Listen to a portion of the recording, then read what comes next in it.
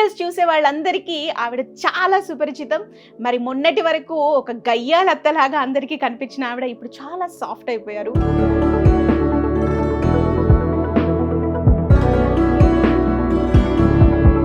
Personal లైఫ్లో కూడా full mass తగ్గేదేలే అని చెప్పేసి ఏంటో ఒకసారి బండరాయి పట్టుకొని అంకుల్ మీదకి పరిగెత్తుకుంటూ ఏయ్ చంపేస్తా అని పరిగెత్తారంట.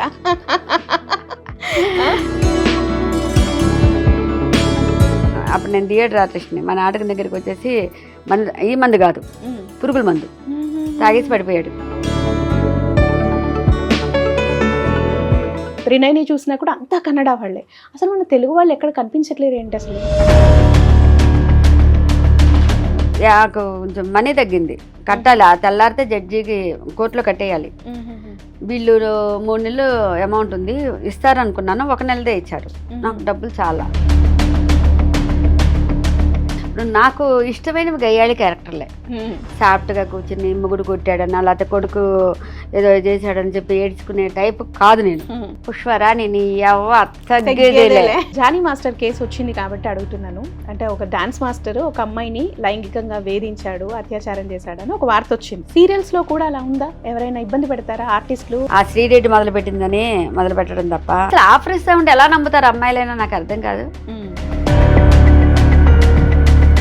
నీకు ఇష్టం, నువ్వు ఎదగాలనుకున్నావు, ఎదిగాక నన్ను చాలా ఇబ్బందులు పడి ఎదిగాను అంటే తప్పది. ఎవరు పడమన్నారు? మనీ కావాలి, ఒక పేరు కావాలనుకో నువ్వు ఏదన్నా ఇదయ్యావేమో. ఆడపిల్లల వల్ల మగపిల్లలే బాధపడుతున్నారు. చిన్నదానికి పెద్దదానికి అప్పుడు కొట్టినా తిట్టినా రాళ్ళ కొట్టినా మూసుకుని ఉండేవాళ్ళం. ఏంటి జీవితం, నేను సూసైడ్ చేసేసుకుందామా? నిజం, అంత ఫీల్ అయ్యా.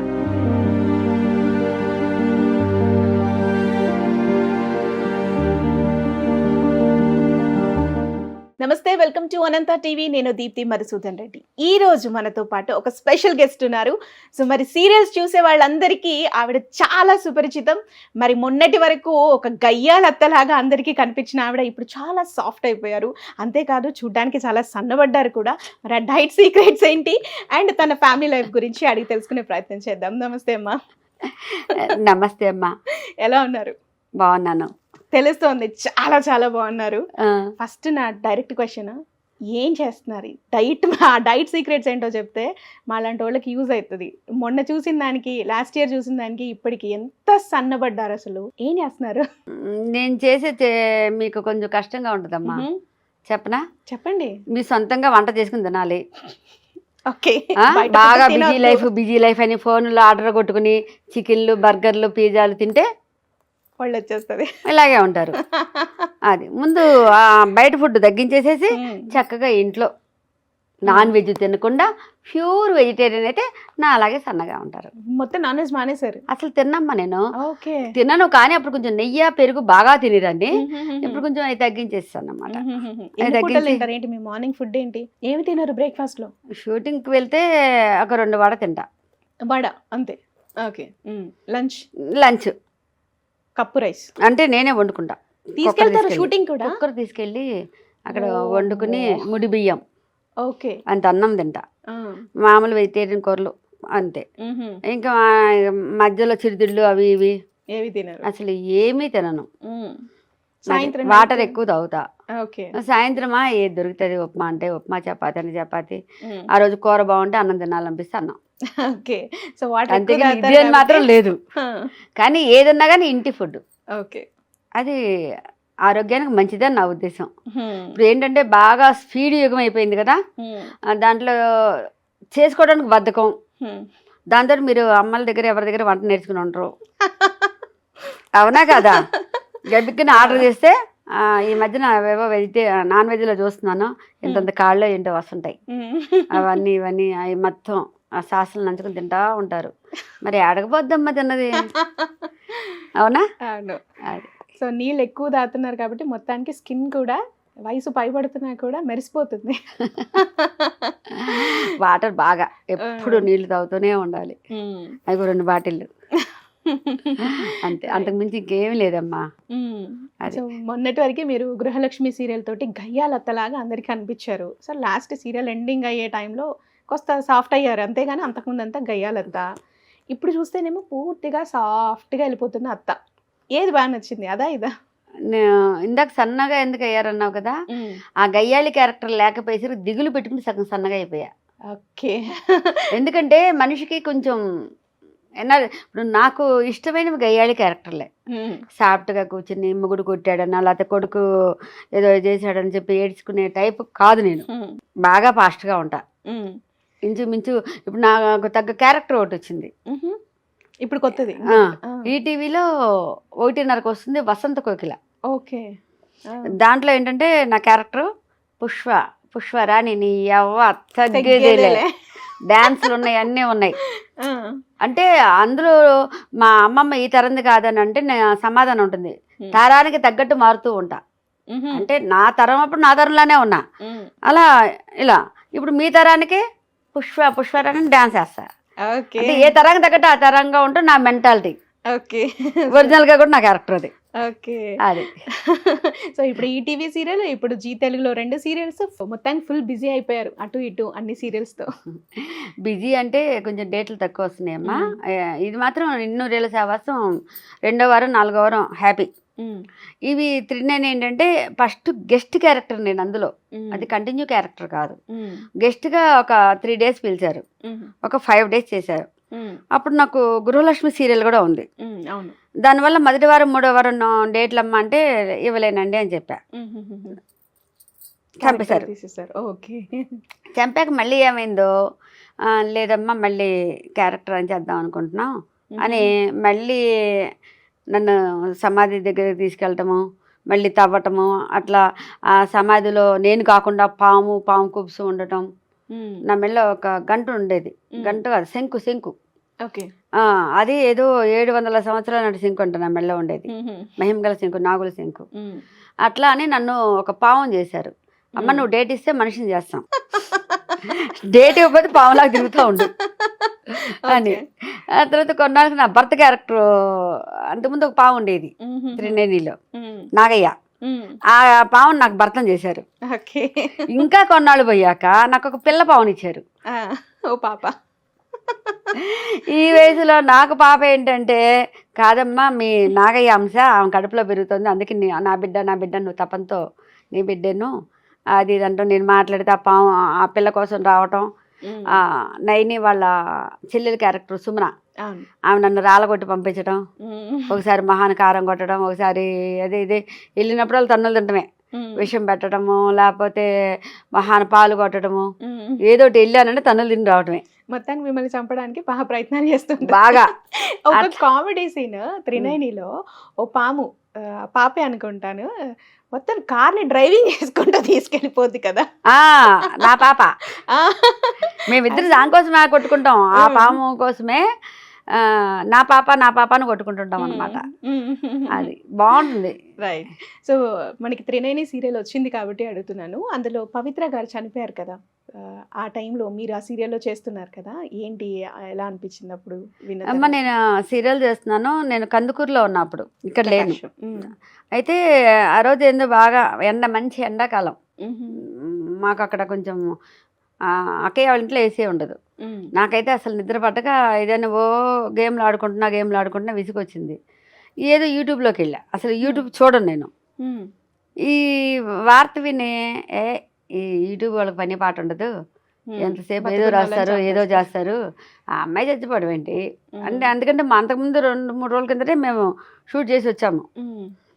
అందులో కూడా చచ్చిపోయేసింది పాపం. ఏంటంటే పవిత్రని చంపడానికి ఒక క్యారెక్టర్ వస్తుంది, ఆ క్యారెక్టర్ నేనే తీసుకొస్తా, తను కత్తితో పొడవబోటం, నిన్ను ఎప్పటికైనా చంపేస్తాను అది ఇది అంటాం. అదే సీన్, లాస్ట్ సీన్ ఆమె చేసిన సీన్. ఆ తర్వాత ఆ రోజు షెడ్యూల్ లాస్ట్ అనుకుంటున్నాను నేను, అంటే నాకు తెలిసినంత వరకు. ఒకవేళ మళ్ళీ చేశారేమో తెలియదు. అది చూసాక ఇంకా తర్వాత మళ్ళీ చూసా ఇక నాకైతే నిద్ర పట్ల అసలు ఒక పిచ్చిగా అనిపించేసేసి, ఎందుకంటే సంవత్సరం పైన చాలా మంచి ఆమె, నాకు తెలిసినంత వరకు చాలా మంచి ఆమె. ఏవేవో ఇవన్నీ వింటుంటే బాధ వేస్తుంది, కానీ ఆమె పర్సనల్ నాకు అనవసరం, కానీ ఆమె వ్యక్తిగతంగా నేను అన్నపూర్ణకు మమ్మీని అనేది ఇది వాస్తవం. అక్కడ ప్రతి వర్క్ చేసేవాళ్ళు కూడా మమ్మీ అనే పిలిచేవాళ్ళు.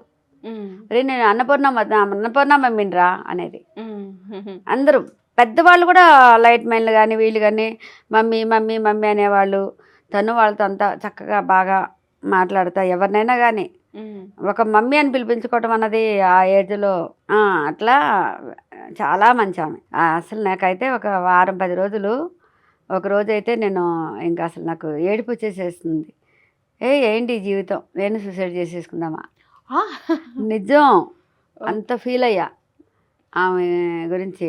నేను మిగిలిన పెద్దగా చావులకు పెద్దగా నేను ఇదవను, కానీ చాలా బాధ వేసింది. ఎందుకంటే అప్పుడప్పుడే ఒక నిలబడుతోంది, సెటిల్ అయిపోతుంది అనుకున్న టైంలో, ఆమె హ్యాపీగా ఉంటున్న టైంలో మరి ఆ భగవంతుడు ఎందుకు తీసుకెళ్ళిపోయాడో తెలియదు. ఒకవేళ అక్కడ కూడా ఆయన ఏమైనా సీరియల్ చేస్తున్నాడేమో, అందులో క్యారెక్టర్ అవసరం అనుకున్నాడేమో తెలియదు. అంతకుమించి ఇంకా ఆమె గురించి చాలా బాధ అనిపించింది. తర్వాత ఒక జయప్రకాష్ రెడ్డి గారు చనిపోయినప్పుడు ఏడ్ చేశాను. ఈ అమ్మాయికి అంటే ఆమెకి నాకు వ్యక్తిగతంగా పర్సనల్గా ఏమీ పెద్ద ఇది లేదు, కానీ కళ్ళ ముందు ఉన్నది అంత చక్కని అమ్మాయి, మంచి ఆర్టిస్టు. ఒక ఎన్నో కష్టాలు పడి నిలబడిన బాగుంటున్నాను అన్న టైంలో భగవంతుడు పరీక్ష పెట్టి తీసుకెళ్ళిపోయాడు. ఆ పిల్లలు పాపం ఒంటరోళ్ళు అయిపోయారు. అంతే, ఎక్కడున్నా కానీ ఆ ఆత్మ మాత్రం శాంతించాలి నిజంగా. అంటే తర్వాత త్రినేని సీరియల్ వాళ్ళు కూడా వాళ్ళ పిల్లలకి సపోర్ట్గా ఉంటాము అని చెప్పి కూడా ఏదో చెప్పినట్టున్నారు. అందరూ ఆమె అంటే అందరికి ఇష్టమే. అందులో ఉన్న వాళ్ళందరికీ కూడా పవిత్ర అంటే చాలా ఇష్టం, చాలా. ఎందుకంటే అలా కలిసి ఉండేవాళ్ళు. చాలా సీరియల్ షూటింగ్లో భోజనాలు ఎవరికి వాళ్ళు అసిస్టెంట్తో తెప్పించుకుని తినేస్తారు. అక్కడ మాత్రం అలా కాదు, ఆర్టిస్టులు అందరూ ఒక రౌండ్ టేబుల్ వేసుకుని తింటారు. అది చాలా ముచ్చటగా అనిపిస్తుంది. దాంట్లో పవిత్ర గారిని మిస్ అవుతున్నారు ఇప్పుడు. అవును, బాగా. నేను మొన్న షూటింగ్ చేశాను, మర్చిపోయి ఇక్కడ పవిత్ర గారు ఉంటారు, ఇక్కడ వీళ్ళు ఉంటారు అంటే పవిత్ర గారా అన్నాడు. ఏమంటే మా కోడెక్కి గారు మర్చిపోయి ఈమె నాకు ఇంకా ఇదవలా పవిత్ర గారు అని అన్న. ఓకే, అలా రైట్. సో కాసేపు ఈ బాధను పక్కన పెట్టేస్తే ఇప్పుడు చేస్తున్న నిండు నూరేళ్ల సావాసం, పిచ్చి అల్లరి అందరూ కోతి గ్యాంగ్ అనుకుంటా కదా. కోతి గ్యాంగ్ ఏంటి, విడిగా అయితే మీరు ఒక్కసారి షూటింగ్కి రండి, పిల్లలు చేసే గోలకి మామూలుగా ఉండదు. అందరూ అంత హ్యాపీగా సరదాగా ఒక ఫ్యామిలీ లాగా చాలా బాగుంటాం. నలుగురు, 2 మనవాళ్ళు 2 మనవరాళ్ళు. అందరూ వాళ్ళు కాదు, వాళ్ళ ఫ్యామిలీ. ఈ పాప బాబు ఉన్నారు కదా, చిన్న పాపను అంజును ఇంకో బాబు, వాళ్ళిద్దరు సొంత అన్న చెల్లెళ్ళు. ఓకే. అయితే పాపం వాళ్ళ మమ్మీ చనిపోయింది, వాళ్ళ డాడీ వాళ్ళ నాయనమ్మ వాళ్ళు వస్తారు. వాళ్ళ నాయనమ్మ నేను వదిన అని పిలుస్తుంటాను, మేమంతా రిలేషన్. ఆ తర్వాత ఉజ్జు ఉన్నాడు పెద్ద బాబు. పెద్ద బాబు వాళ్ళ అమ్మ నేను బాగా అసలు ఇంత ఇదిగా ఉంటాము, చాలా బాగుంటాం. రైట్. సో మేము 3 కోడళ్ళు, అంటే మనోహర్ని కోడలు అనొచ్చు అనకూడదు ఇప్పుడు అక్సేనా సీరియల్లో? కోడలు అనుకోండి, ఏమైందేనా మంచి ఫిగర్ వదులుకుంటే ఎట్లా? అయ్యో బాబోయ్, మంచి ఫిగర్ కదా కాబట్టి తను కోడలే. అది అందులో పెద్ద కోడలు ఎవరంటే పల్లవి గారు. పల్లవి అంటే నాకు ఆరో ప్రాణం, చాలా ఇష్టం. ఆమె ఆత్మ కదా, షూటింగ్లో ఉంటాం కదా, ఆమెను చూడకూడదు నేను. అవును మామూలు అక్కడ ఉన్నది అని నేను చూడకూడదు. అవును, ఆటోమేటిక్ డైలాగ్ చెప్పగానే ఇలా చూస్తా. అలా 2-3 టేకులు తిన్న టైంలో కూడా ఉన్నాయి. ఓహో, ఓకే. అవును, నిజమే. ఒక ఆత్మలాగా ఫీల్ అవ్వాలి అంటే ఎదురుగా పెట్టుకొని ఏం ఫీల్ అవ్వచ్చు, కానీ ఆ ఫేస్ చూడకుండా ఉండలేను నేను. ఆటోమేటిక్ గా నేను లేని సీన్ లో తను చేస్తున్నా కూడా ఆ సీన్ అలా చూస్తుంటా, అంత ముద్దుగా చక్కగా ఉంటుంది. ఆ తర్వాత బాగి కూడా చాలా బాగా అల్లరి పిల్లగా బాగా చేస్తుంది. బాగి కూడా తను రియల్ గా కూడా అలాగే ఉంటారా? బాగా అల్లరి చేస్తా? అబ్బే కాదు, సైలెంట్. మనోహరి డీసెంట్ గానే ఉంటది, బాగి కూడా డీసెంట్ గానే ఉంటది. మా పల్లవి మాత్రం కొంచెం అల్లరి చేస్తూ ఉంటది, అందరిని హాయ్ హాయ్ హాయ్. ఆమెతో మాట్లాడిన వాళ్ళది పాపం. ఓకే, అలా ఇది చేస్తుంటుంది. కానీ అందరూ మంచిగా ఉంటారు. మా అబ్బాయి కూడా సైలెంట్ అనుకుంటా చాలా, కొంచెం. సీరియల్లో క్యారెక్టర్ సైలెంట్, బయట కూడా సైలెంట్. బయట సైలెంట్ అంటే కొంచెం తెలుగు రాకపోవటం ఒకటి. నేను దాన్ని తెలుగుని వేరే భాషలో కలిపి చెప్తుంటే అంటుంటాడు. మిమ్మల్ని డౌట్స్ అడుగుతుంటారు కరెక్టేనా కాదా అని. ఓకే. నేను ఏదైనా చెప్పాలంటే సగం ఈ భాష సగం ఆ భాష, నాకు ఆ భాష రాదు కదా, అందుకని కొంచెం ఇది చేస్తూనే చెప్తుంటా. ఓకే. అందరం బాగుంటామమ్మా ఓకే. అక్కడ. ఈగోలు గీగోలు ఎవరికి ఏమీ లేవు, చక్కగా ఉంటాం.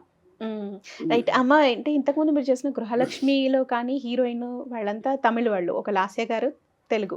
ఇటు చూసినా ఈ సీరియల్ తమిళ్ అంతా కన్నడ వాళ్ళు. అవి ఇక్కడ 39 చూసినా కూడా అంతా కన్నడ వాళ్ళే. అసలు మన తెలుగు వాళ్ళు ఎక్కడ కనిపించట్లేరు ఏంటి అసలు? అంటే ఆపర్చునిటీస్ ఇవ్వట్లేరా మనకి, లేదంటే కన్నడ వాళ్ళు నచ్చారా ఏంటి? అది ఇంచుమించు డైరెక్ట్ గారిని ప్రొడ్యూసర్ని అడగలరా, ఎందుకంటే మనం చెప్పలేం. వాళ్ళకి కొంచెం ఓర్పు ఎక్కువ అమ్మా, ఓపిక. ఇప్పుడు నేనే ఉన్నాను తెలుగు, ఒక్కోసారి కోపం వచ్చేస్తుంటది. అలాంటప్పుడు నేను హీరోయిన్ కాదు పెద్దదాన్ని కాబట్టి సర్దుకుపోతారు, హీరోయిన్ కాదు పెద్దదాన్ని కాబట్టి ఓన్లీ కాబట్టి ఏదో కోపంలో పెద్దవాడిందిలే అని పట్టించుకోరు.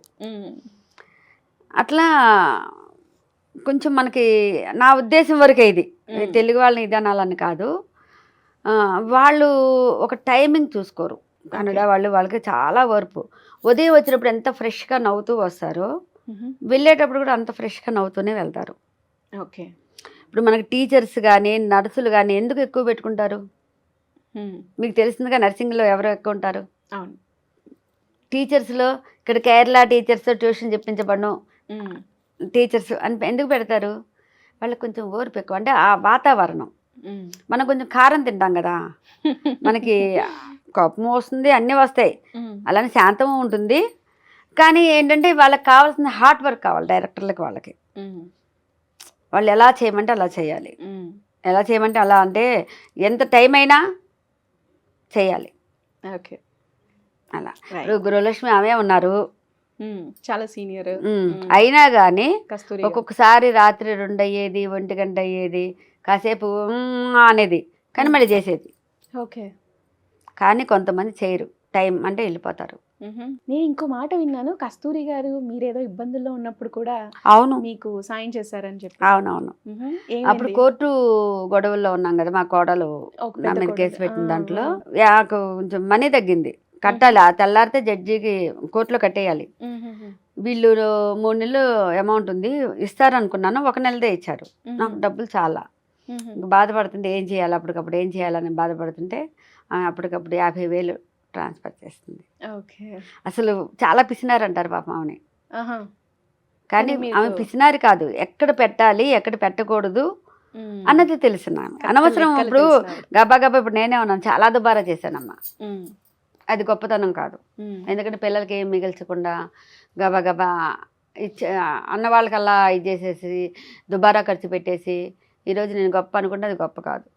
ఎక్కడ జాగ్రత్తగా మెయింటైన్ చేసుకోవటం, అవసరమైనప్పుడు. మరి నాకు నిజంగా ఇప్పుడు ఆమె దేవతే కదా, 50,000 అంటే ఆమె ఎక్కడో నేను ఎక్కడో. ఆవిడ తమిళనాడు, మనము ఆంధ్రప్రదేశ్, తెలంగాణ. అవునవును, అట్లా. ఓకే. ఇంకొకటి రీసెంట్ టైమ్స్లో ఈ జానీ మాస్టర్ కేసు వచ్చింది కాబట్టి అడుగుతున్నాను. అంటే ఒక డాన్స్ మాస్టర్ ఒక అమ్మాయిని లైంగికంగా వేధించాడు, అత్యాచారం చేశాడు అని ఒక వార్త వచ్చింది, మీరు వినకపోయి ఉంటారు. చూడండి, అసలు సీరియల్స్ లో కూడా అలా ఉందా? ఎవరైనా ఇబ్బంది పెడతారా ఆర్టిస్టులు వస్తే? కాస్టింగ్ కౌచ్ అలాంటిది ఏమి ఉండదు అస్సలు. ఇప్పుడు అసలు నాకు తెలిసినంతగా ఇబ్బందులు లేవు. హీరోయిన్ డేట్ల కోసం బతిలు ఆడుకుంటారు. ఒకవేళ ఆమె ఏమన్నా పెళ్ళికి వెళ్ళాలా, పేరెంటానికి వెళ్ళాలన్నా డేట్లు ఎవరు వీళ్ళు.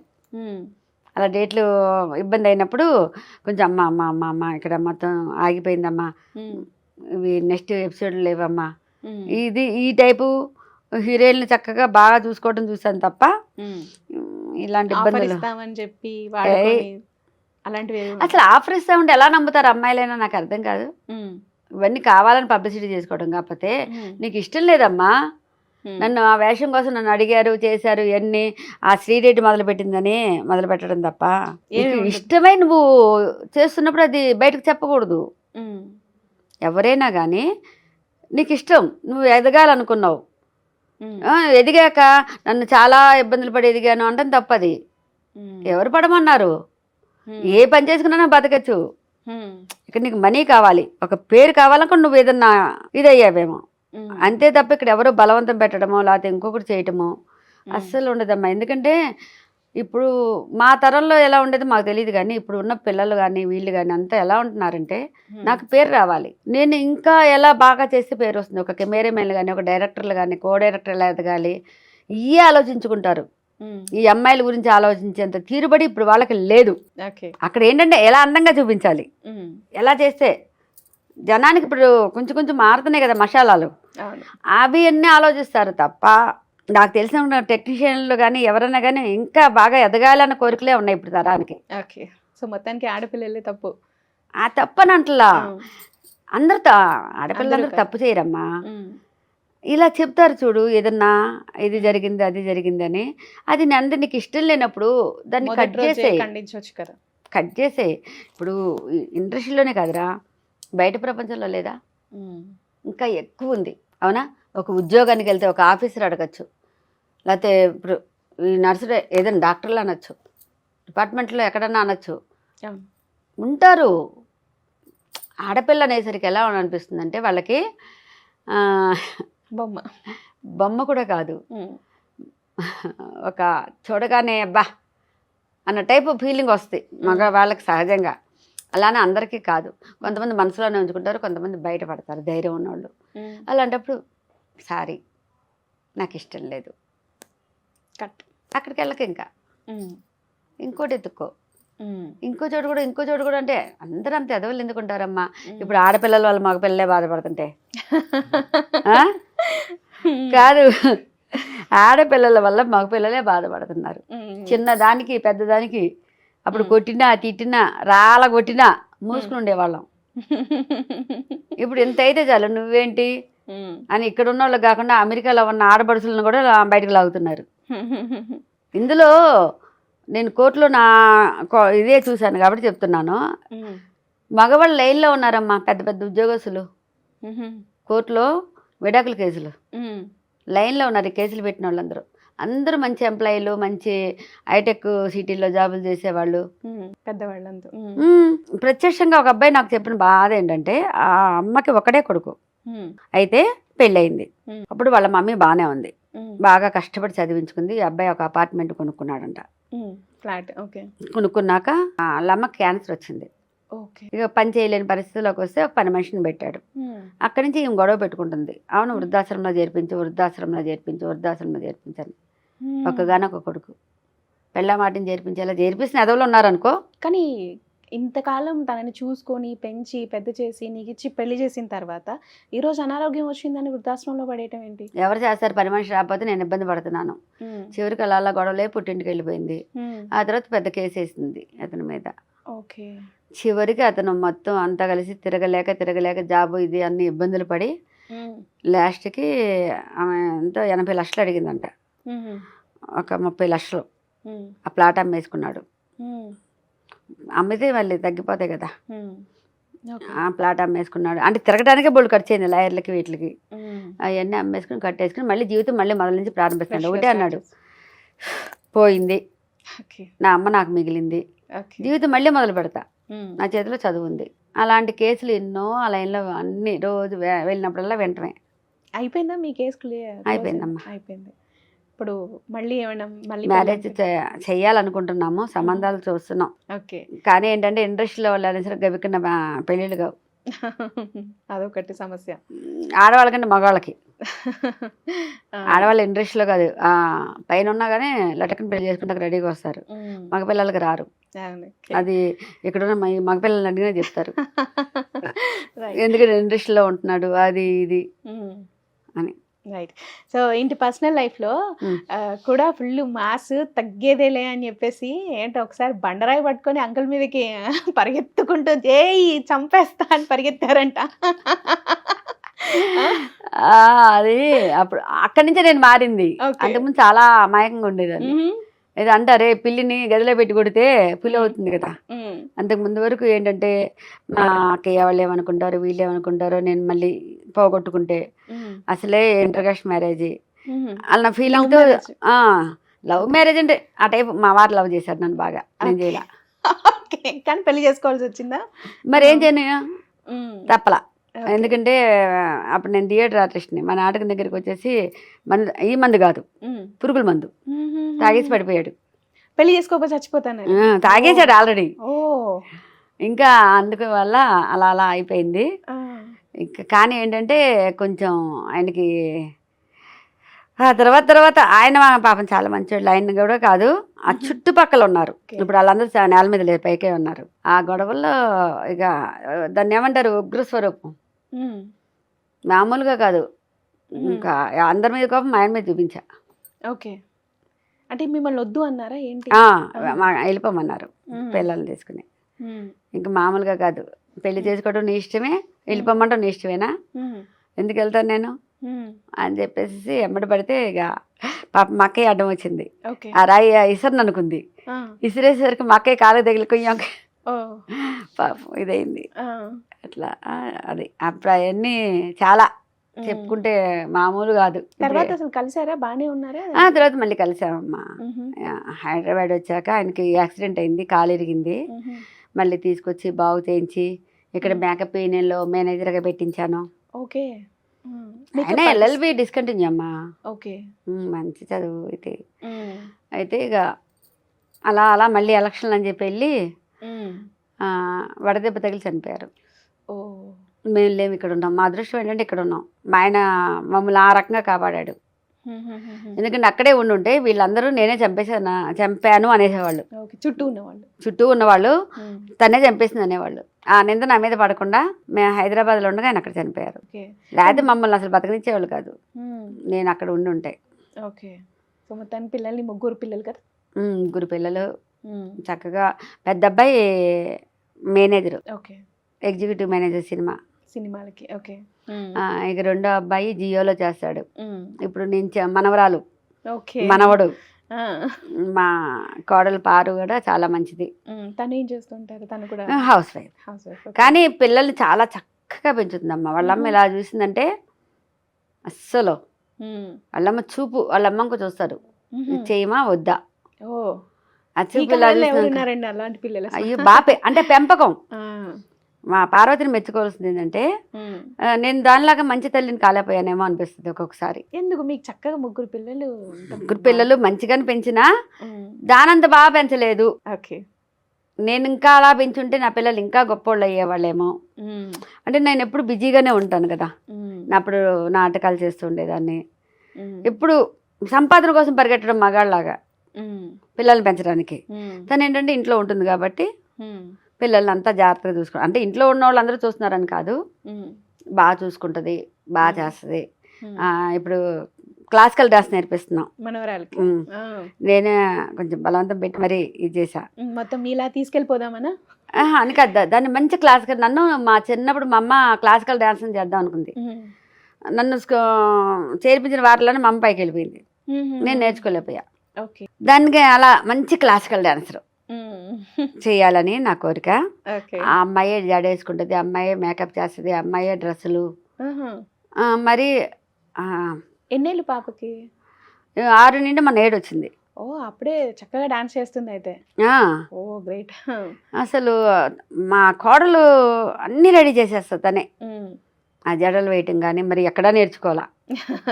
అలా పిల్లల్ని రెడీ చేసుకోవటంలో కానీ చదువులోను ఫస్టే. పిల్లలు నెక్స్ట్ మనవడు. వస్తారా మీతో ఎప్పుడైనా షూటింగ్ స్పాట్ కి పిల్లలు? ఒక్కసారి వచ్చారు అంతే. వాళ్ళు ఇక్కడ ఉండరు, మా కందుకూరులో ఉంటారు. ఓకే, మీ అత్తయ్య గారు ఊరు ప్రకాశం? మా అక్కయ్య వాళ్ళు మా అత్తగారి ఊరు ప్రకాశం జిల్లానే, కానీ కందుకూరులో మా అక్కయ్య కూడా ఉంటుంది. మా అక్కయ్య కోడలు కొడుకు అంతా అక్కడే ఉంటారు. వాళ్ళకి వాళ్ళు తోడు. ఇప్పుడు హైదరాబాద్లో అనుకోమ్మా, నేను షూటింగ్ వెళ్ళిపోతా, మిగిలిన 2 మగ పిల్లలే, కాబట్టి నువ్వు ఒక్కతే అయిపోతుంది కదా, అక్కడైతే హ్యాపీ. ఓకే, సో 2 కొడుకులతో ఇక్కడ హ్యాపీగా ఉంటున్నారు. నేను ఇక్కడ 2 కొడుకులతో. సో మరి చిన్నప్పటి నుంచి నాటక రంగం, తర్వాత మధ్యలో కొంత గ్యాప్ వచ్చినా కూడా తర్వాత సినిమాలు, సీరియల్స్ అంటా చేస్తానే ఉన్నారు. ఎంత సంపాదించి పక్కనేసారేంటి? ఏం లేదు. ఏమి? ఎప్పటికప్పుడు 3 పిల్లలు పెంచడం అంటే ఏంటమ్మా? నీకు ఎంతమంది పిల్లలు? ఇంకా పిల్లలు లేరు. ఈసారి కన్నాక అర్థమవుతుంది. ఓకే, 3 పిల్లల్ని పెంచడం అంటే ఒక్కటే ఆటది. వాళ్ళకి బట్టలేంటి, పండగలేంటి, రోగాలేంటి, ఏవో ఉంటుంటాయి కదా, స్కూల్ ఫీజులు, ఇదే సరిపోతుంది అంతే. రాయటం అన్నది దాంతో అప్పుడు పేమెంట్లు కూడా తక్కువే కదా, ఏ చాలా అలా వెళ్ళిపోయింది జీవితం. ఓకే. కానీ పిల్లల వరకు బాగా ఇదయ్యాం. ఓకే. ఏంటి నేను ఒక మాట విన్నాను, కరోనాలో కనకదుర్గకి బాగా కలిసి వచ్చింది అని చెప్పి. నేనే చెప్పా, అలా చెప్పలా, కరోనా కనకదుర్గకి కలిసి వచ్చింది. అవునా? ఏమైంది? అందరికి ఏమో ఇదైపోతే మీకేం కలిసి? నాకేం కలిసి వచ్చిందంటే అంతకుముందు వరకు ఓన్లీ వన్ డే క్యారెక్టర్లు ఇట్లా ఇలా చిన్న చిన్న క్యారెక్టర్లే చేసా. మంచి క్యారెక్టర్ చేయగల ఇది ఉన్నా ఆఫర్స్ రాలేదు. అందరూ బాగా చేస్తావమ్మా అన్నారే కానీ ఎవరు రిచ్ క్యారెక్టర్లు ఇవ్వలా. మంచి క్యారెక్టర్ అంటే కంటిన్యూ క్యారెక్టర్ ఎవరు ఇవ్వలా. అంటే ఇండస్ట్రీలో ఎలా ఉంటుందంటే ఫస్ట్ ఏ క్యారెక్టర్లు చేస్తున్నాం అయ్యే వస్తాయి ఎవరికైనా. ఒక నర్సు చేస్తే ఆ నర్సుకే పిలుస్తారు, లేదా డాక్టర్కి పిలుస్తారు ప్రమోషన్ వస్తే. పని మనిషి చేస్తే పని మనిషే, అట్లా ఇవి ఉంటాయి. ఈ అంతకుముందు దట్ ఈజ్ మహాలక్ష్మి అని చాలా మంచి క్యారెక్టర్ చేశా. మనీ డైరెక్టర్ గారు శివనాగేశ్వరరావు గారు, దాని ప్రొడ్యూసరు ఆయన రమేష్ గారు అని. దాంట్లో చాలా మంచి క్యారెక్టరు. ఈయన చాలా లావుగా ఉంటారు, ఆయన పేరేదో ఉంది, కొంచెం సెక్స్ టైప్ డైలాగులు అవన్నీ చెప్తుంటారు. ఆయన అందులో నా తమ్ముడు. అందరిని కొట్టి మాట్లాడే క్యారెక్టర్. అక్క నువ్వు ఎప్పుడు ఊరు వెళ్ళిపోతావు అక్క అనేవాడు. అలా మంచి క్యారెక్టర్ అది. అప్పుడు పేరు వస్తుంది అనుకున్నా, అప్పుడే నిలబడిపోవాలి. అది సీరియల్ ఆపేయటం, మేము చేసిన 3 నెలల పేమెంట్ ఎగ్గొట్టడం, నేను తట్టుకోలేని బోల్తా పడ్డప్పుడు. అంటే ఎప్పటికప్పుడు రావటము, ఇంటెద్దులు కట్టుకోవటము, పిల్లలకి ఇవి చూసుకోవటం సరిపోద్ది వచ్చిన అమౌంట్తో అవన్నీ. దాంతో 3 నెలల పేమెంట్ ఇంకేమీ ఒప్పుకోవాలా. మంచి క్యారెక్టర్ కదా అని ఇంకా చాలా ఇదైపోయి చాలా బాధపడ్డాను. ఇంకా అక్కడి నుంచి ఇక మళ్ళీ మామూలు. ఈలోపు కళ్యాణి సీరియల్ వచ్చింది. కళ్యాణి సీరియల్లో మంచి క్యారెక్టర్, నాగేశ్వరరావు, కోలా నాగేశ్వరరావు గారు అని ఆ సారు డైరెక్టర్ గారు. ఫస్ట్ నుంచి ఆయన దగ్గర నేను వర్క్ చేశాను. ఆయనకు తెలియదు నేను నన్ను పిలిచారని. 2 రోజులు క్యారెక్టర్ అని పిలిస్తే ఆయన దాన్ని కంటిన్యూ చేయించేశారు. ఇక అందరికంటే కూడా మంచి క్యారెక్టర్ చేశారు అక్కడ. పక్కన ఆర్టిస్టులు కూడా బాగా ఇబ్బంది పడేవాళ్ళు, అంత మంచి క్యారెక్టర్ చేశారు. ఇక దాని తర్వాత అప్పుడే ప్రభాకర్ సార్ గారు నాకు, అమ్మ మీరు థియేటర్ ఆర్టిస్ట్ అని అడిగారు. అందరూ కూడా ఆయన అడిగారంటే నీకు ఏదో వేషం గ్యారెంటీ అన్నారు. అప్పుడు గృహలక్ష్మి కోసం అడిగారు. అడిగాక ఛానల్ వాళ్ళు ఒప్పుకోలే అనుకుంటున్నా, ఎందుకంటే ఛానల్దే కదా అంతా ఉంటుంది. నాకు చిన్న చిన్న వేషాలు చేస్తాను కదా, ఆమె చిన్న చిన్న వేషాలు చేసాము, ఇంత మంచి వేషం ఏంటి అనుకున్నారు. వేరే శైలజమ్మ గారిని పెట్టారు. ఆ తర్వాత ఇక ఇలాప కరోనా రావటం, ఇంకా నా వల్ల కాదు, ఇక్కడ బ్రతకలేను అనుకుని మొత్తం ఇంట్లో సామాన్లన్నీ కూడా ఒక్కొక్కటి వెళ్ళిపోదామని అమ్మేశా. డబల్ గాట్లు, ఫ్రిడ్జ్లు, ఓవెన్లు అన్నీ. అనుకున్న టైంలో మళ్ళీ స్వాతి చినుకులు మళ్ళీ రీఎంట్రీ ఇచ్చారు. స్వాతి చినుకులు అంతకుముందు మంచి క్యారెక్టర్, కొంచెం ఊపిరి పోస్తుంది స్వాతి చినుకులు. ఎందుకంటే పుత్తడి బొమ్మ పని చేస్తున్నా క్రిష్ గారి కంపెనీలో. వాళ్ళందరూ ఒక నన్ను వాళ్ళ దాంట్లో లాగా ఉండేదాన్ని. సునీల్ గారు కానీ, రాకేష్ గారు మేనేజర్ గారిని అట్లా. అక్కడ ఆ వేషం కూడా అది 2 రోజుల వేషం అని పిలిచారు. ఆయన కాపుగంటి రఘు గారు అని చాలా మంచి డైరెక్టర్ గారు.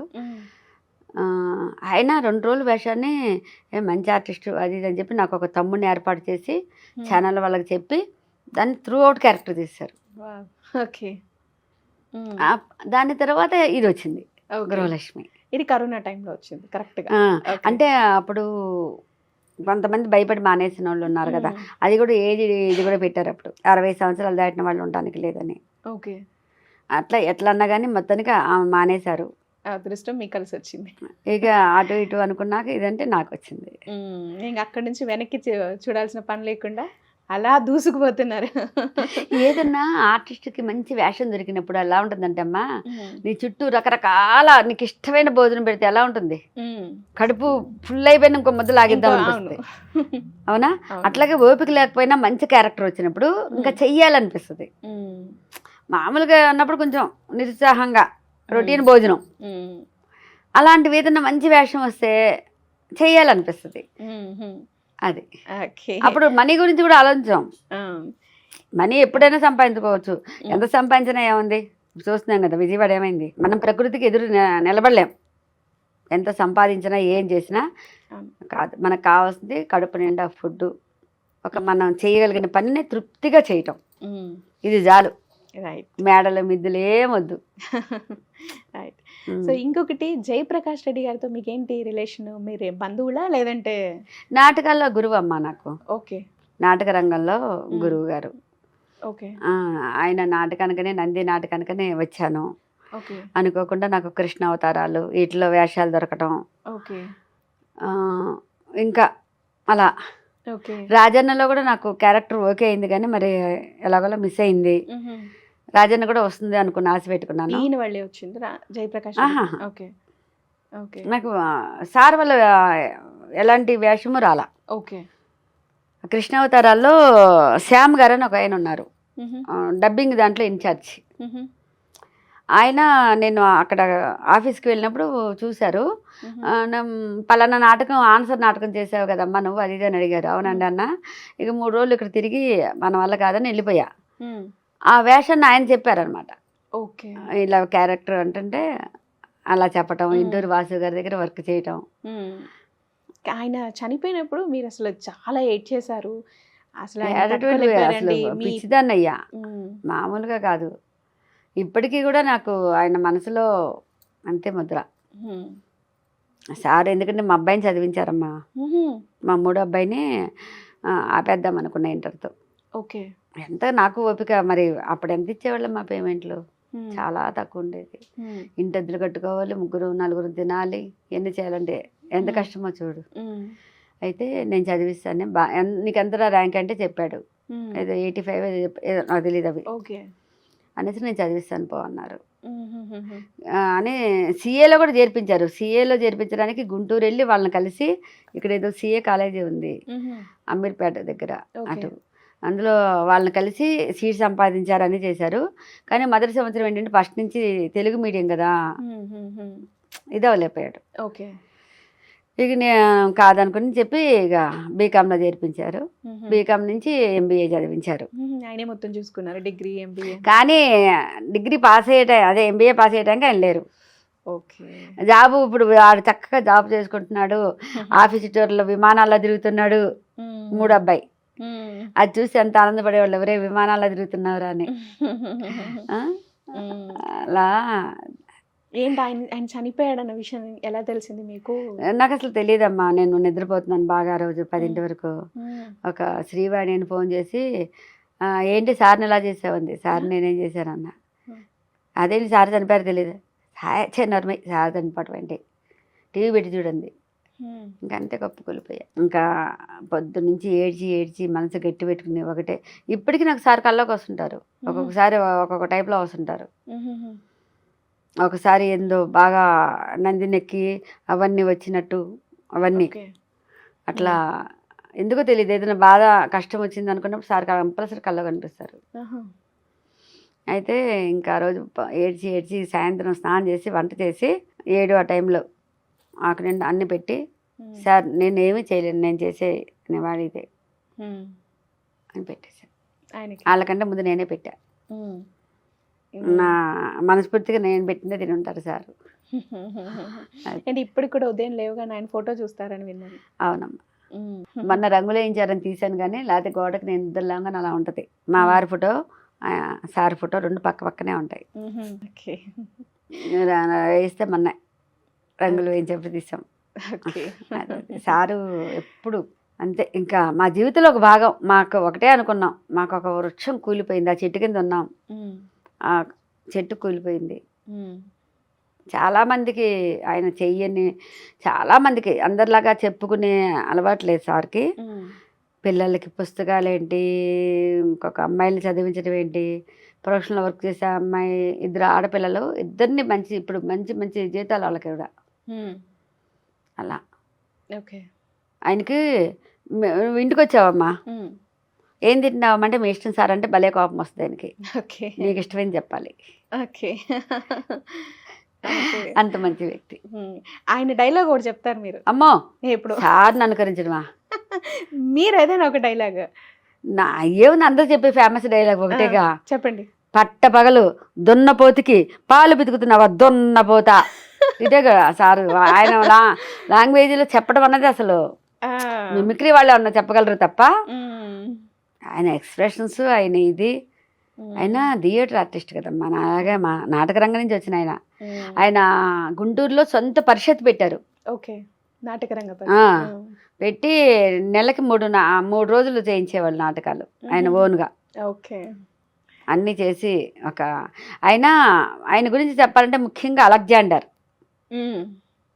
ఆయన వేసిన నాటకాలు. Okay, 1 man show. ఓకే, అన్ని వాయిస్లే వస్తుంటాయి. 1:10 బిగిన్న 1:10 స్టేజ్ దిగకుండా 1 man షో అలెగ్జాండర్ అని. ఓకే, అద్భుతమైన అది స్క్రిప్ట్ అప్పుడు పూసల వెంకటేశ్వరరావు గారు దాన్ని రైటర్. దాన్ని ఆయన మూవీగా కూడా తీసుకున్నారు ఆయన సింగిల్ ఆయన ఇదిగా. ఓకే, అది గ్రేట్. ఆ ఏజ్లో 1:10 మొత్తం ఆయనే చెప్పుకోవాలి డైలాగ్స్ అన్ని. అంటే ఇప్పుడు ఒక అందరికి హెల్ప్ లైన్ పెడతారు, ఒక్కొక్కరు ఫోన్ చేసి చెప్తే వాళ్ళకి సలహాలు ఇస్తుంటారు. ఆ తర్వాత ఆయన ఫ్యామిలీ, ఆయన కొడుకులు, ఇట్లా అన్ని ఓన్లీ వాయిస్లే వస్తాయి. ఈయన ఒక్కడే చేస్తారు అన్నమాట. ఓకే, అది చాలా చోట్ల చేశారు ప్రదర్శనలో. నందిలో ఉత్తమ రైటర్ వచ్చింది, సార్కి రాలేదనుకుంటా. సార్కి సహాయం అంటే ఇది వచ్చింది అనుకుంటా. అయినా మామూలు బోల్డ్ నందులు కొట్టారు ఆయన. Okay, right. సో ఫైనల్లీ ఏంటి కనకదుర్గమ్మ రోల్ ఫైనల్గా ఏం కావాలి అనుకుంటున్నారు? నెక్స్ట్ మీ గోల్స్ ఏంటి? ఇంక ఇలాగే మొత్తం సీరియల్స్ చేసుకుంటూ ఇక్కడే ఉండిపోతారా, లేదంటే మనవాళ్ళు మనవరాళ్ళ కోసం ఊరెళ్ళిపోతారా? అమ్మో, వాళ్ళు నా దగ్గరికి రావాల్సిందే కానీ నేను అక్కడికి వెళ్ళనమ్మా. వాళ్ళు మన రూట్లోకే రావాలి. దీన్ని వదిలి ఈ కళారంగాన్ని వదిలి బతకడం కంటే చనిపోవటం బెటర్. నాకు గోల్ ఏంటంటే ఒక సినిమాల్లో ఒక మంచి వేషం చేయాలని. ఎందుకంటే ఎవరైనా ఒక ఇది సినిమా అనుకుంటారు కదా, చివరి ప్రయాణం. కాబట్టి సినిమాల్లో ఒక మంచి వేషం పడితే బాగుండు. ఇది చాలా అట్లా అక్కడక్కడ కనిపిస్తున్నా, అది కాదు. ఒక మంచి వేషం పడాలి. మరి ఆ అదృష్టం నాకు ఆ దుర్గమ్మ తెలుస్తుందో లేదో తెలియదు కానీ అది నా కోరిక. Okay, right. సో మీ కోరిక నెరవేరాలని కోరుకుంటున్నాను. అండ్ ఎప్పుడు కూడా మీరు ఇలాగే నవ్వుతూ అందరినీ నవ్విస్తూ ఉండాలని మా అనంత తరఫున మీకు ఒక మంచి గిఫ్ట్. సో ఇప్పుడే ఓపెన్ చేస్తే ఓపెన్ చేయండి. చేయగలనా? ఏమి చాలా ఘాటుగా గట్టిగా కనిపిస్తుంటే ఏం దాచావమ్మా ఇందులో? మీ ఆనందం. నా ఆనందానా? నా ఆనందం చెప్పాను కానీ నా ఆనందం ఎక్కువ నటన. ఈ కత్తిరి నన్ను వదలనంటుంది. కత్తిరి కూడా తీసుకెళ్ళాలా? చాలా మంది కత్తిరిలు కూడా తీసుకెళ్తారమ్మా. మరి అమ్మా ఇంకా పని దీంతో.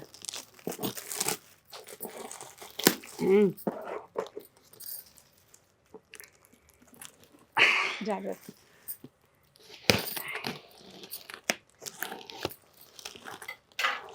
మామూలుగా సినిమాల్లో సీరియల్లో అయితే లాగితే రావాలా, అలా అనగానే ఇలా వచ్చేస్తుంది. నన్ను చాలా కష్టపడుతుంది. ఇష్టమైంది కష్టమైనా పర్లేదులే కానీ ఓపెన్ చేశాక ఇప్పుడు మీరు చెప్పాలి ఇష్టమా కాదానా. ఓకే,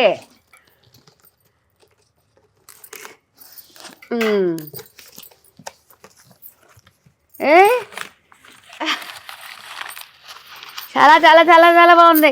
రానాయనా అబ్బబ్బబ్బబ్బబ్బబ్బబ్బబ్బబ్బబ్బబ్బా. లాఫింగ్ బుద్ధా.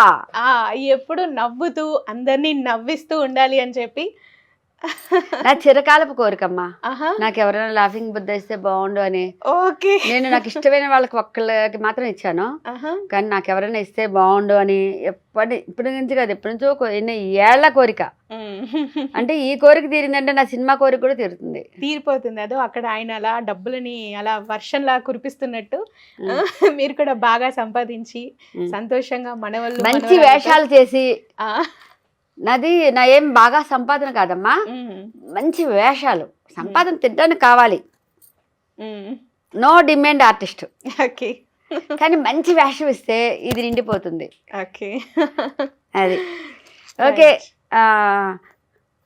నీకు ఎలా థ్యాంక్స్ చెప్పాలి దీప్తి? థ్యాంక్స్ ఎందుకు అమ్మా, మీరు సంతోషంగా ఉండాలని చాలా చాలా చాలా చాలా చాలా చాలా హ్యాపీగా ఉంది. బాగున్నాడు.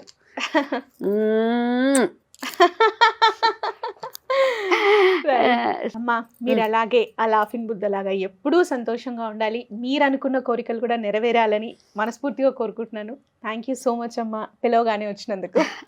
థ్యాంక్ యూ అమ్మా. అలాగే మన అనంత యూట్యూబ్ ఛానల్ వారికి, మన నవీన్ కెమెరామెన్ గారికి, కిషోర్ కెమెరామెన్ గారికి, నెక్స్ట్ మా దీప్తి, నాకు ఈ గిఫ్ట్ ఇచ్చిన దీప్తికి, అందరికీ శుభ అభినందనలు. అందరూ నిండు నూరేళ్ళు చల్లగా ఉండాలి. మా నిండు నూరేళ్ళ సావాసంలాగా నిండు నూరేళ్ళు అందరూ చల్లగా పిల్ల పాపలతో అష్టైశ్వర్యాలతో ఆయురారోగ్యాలతో వర్ధిల్లాలి. ఛానల్ కూడా దినాభివృద్ధి చెంది బాగా పేరు తెచ్చుకోవాలని దీవిస్తున్నాను, కోరుకుంటున్నాను. మీ కనకదుర్గమ్మ. Thank you.